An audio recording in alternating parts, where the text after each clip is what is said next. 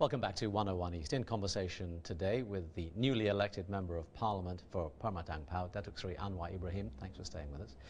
Some people are saying that the agenda that you have set yourself is almost impossible to achieve. It's an enormous task that you are proposing. Tell us exactly what your priorities are going to be. First, when we said there is a possibility of us taking over the government in the last elections, or taking over some provincial governments, most analysts, including the smarter ones, said it's impossible because the system are all geared to their advantage and so oppressive. But we manage, which means the level of maturity of Malaysians is impressive. Now, we are saying that the public clamor for change and the demand is so huge, so immense, there's very little that the government can do to hold, short of making this under emergency rule or the Mugabe method. That's why I'm very confident that change will take place. It's quite plausible to assume that this government can carry on as it's doing until the next election. It has the support in Parliament, unless you can come through with what you have been hinting at for some time, which is a massive crossover of ruling party members to your side. How are you going to achieve that? Precisely because the MPs, particularly from Sabah and Sarawak, know fairly well the general sentiment are so much against the ruling establishment.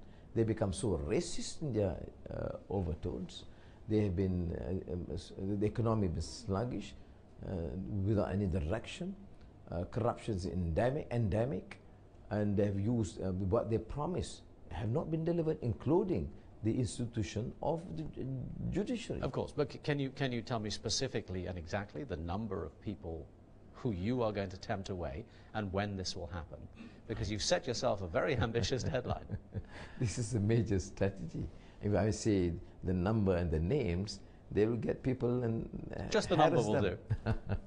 We have adequate numbers, and that is important.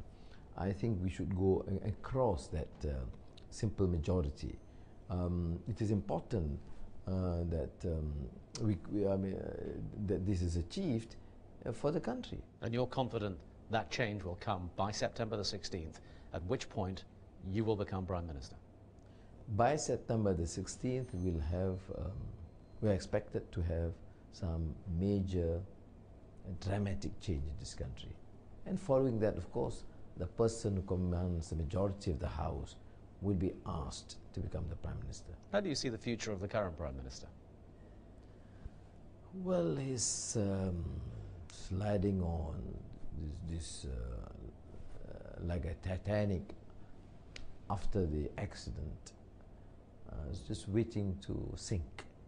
You mentioned before about the strength and the weight of the opposition that is still gathered against you. The party machinery is formidable. And some people that I've been speaking to have been saying that ultimately you may too finally be swallowed by that.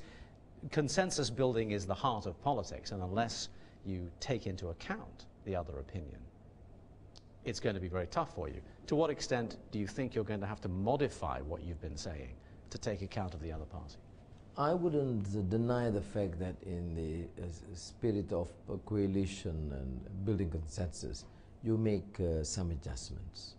But the fundamental issues, including those enshrined in the Constitution, the framing and crafting of a national agenda, that we will not concede. That the country must move to become a free, democratic country. That the country must ensure that justice prevails, and you do not discriminate against any communities, including the marginalized and the minorities. But we're talking about Parliament here and centres of power, and you have already said that much of it is corrupt and much of it is rotten. You're going to have to deal with those elements.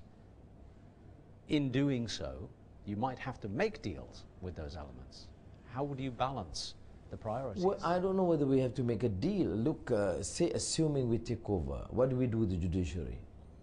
If we can establish the judges are clearly, blatantly corrupt, we can't get them to adjudicate cases, pure and simple. But there are many judges who are competent, incredible.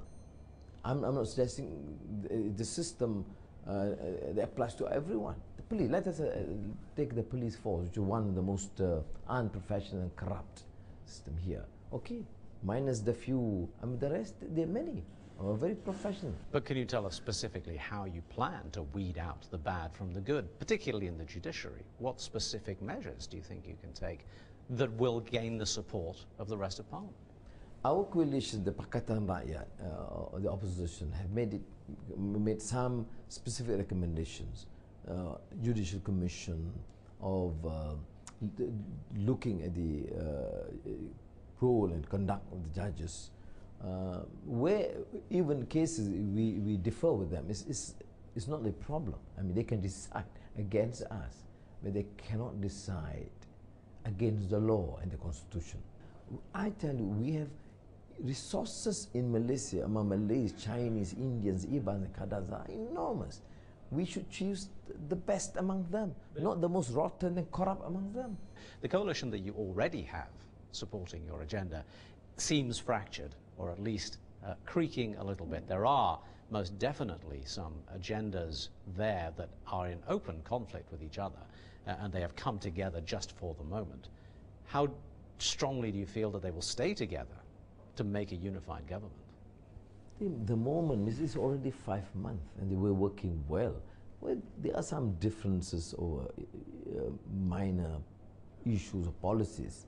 But well, I mean, let me put a major issue of policy that you surely will face should you become Prime Minister, and that is PAS, the Islamic Party, asking now for reward in supporting you in the form of what has always been their policy agenda, which is a more Islamic state.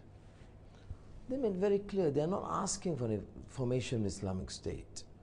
They want Muslims to be allowed to practice Islam. I have no problem with that. The Democratic Action Party, the Chinese Party, have no problem with that.